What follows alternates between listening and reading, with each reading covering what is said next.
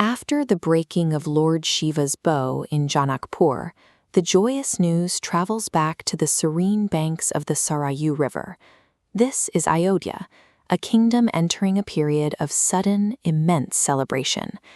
King Dasharatha issues a royal decree to the city. He has authorized 4 royal marriages to take place at the same time. The alliances are specific and expansive. Ram will marry Sita. Lakshman is betrothed to Urmila, and Bharat and Shatrughan will wed King Kushadvaj's daughters, Mandavi and Shrutakirti. With 4 heirs married to 4 brides from the same powerful house in a single day, the succession of the Suryavansh dynasty is secured for a generation. This locks the kingdom into a state of absolute stability. But while the city prepares to distribute wealth and light lamps, a very different conversation is taking place inside the palace. We see the first attempt to plant a seed of doubt through the royal maid, Manthara. Manthara approaches Queen Kaikeyi with a specific political warning. She argues that this multi-marriage alliance consolidates Queen Kaushalya's influence, leaving Prince Bharat with no independent standing in the royal court. Kaikeyi rejects the logic instantly. At this stage, her devotion to Ram is absolute. She sees no room for political calculation in her family's joy. To end the discussion, Kaikeyi commands that her quarters be illuminated and begins preparing for the Baraat, the grand wedding procession.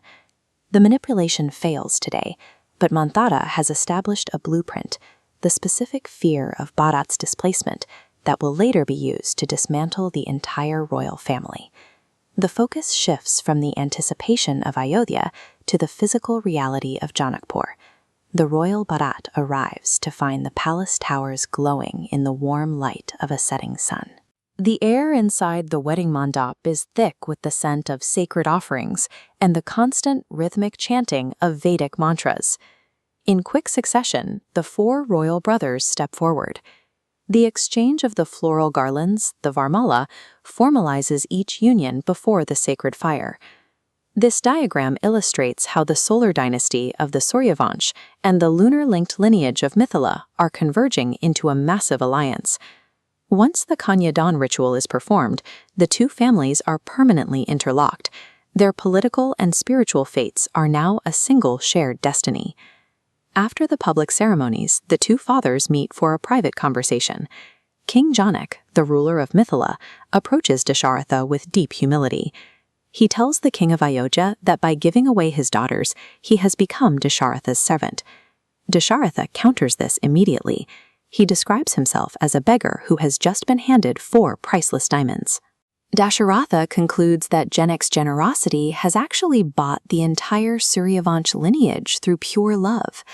This interaction inverts the traditional concept of royal power. Here, the highest authority is demonstrated through absolute humility. The celebration eventually fades into the heavy silence of the Bidaai, the time of the bride's final departure. Queen Sunaina finds the transition paralyzing. She seeks out the Guru Mata to speak about the weight of losing her daughters. They discuss the human reality of raising a child for years, only to hand them over to a new world and a different family. This royal sorrow highlights the psychological toll of motherhood. Even in an epic of kings and gods, the act of letting go remains a grounded human struggle. The most surprising reaction comes from King Janak. He carries the title of the Vidaia, the one who has mastered his body and achieved perfect spiritual detachment from the world.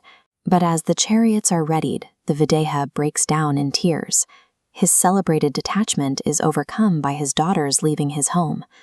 In this state, he makes a human plea to King Dasharatha, asking him to delay the departure by a few days so he can remain with them a little longer. Dasharatha honors the request immediately, setting aside the rigid protocols of the royal return to respect a father's grief. This moment shows that familial love is more powerful than even the most disciplined ascetic detachment. These specific familial bonds are what the next chapter in Ayodhya will push to their breaking point. Subscribe and hit the bell to see what happens when that pressure arrives.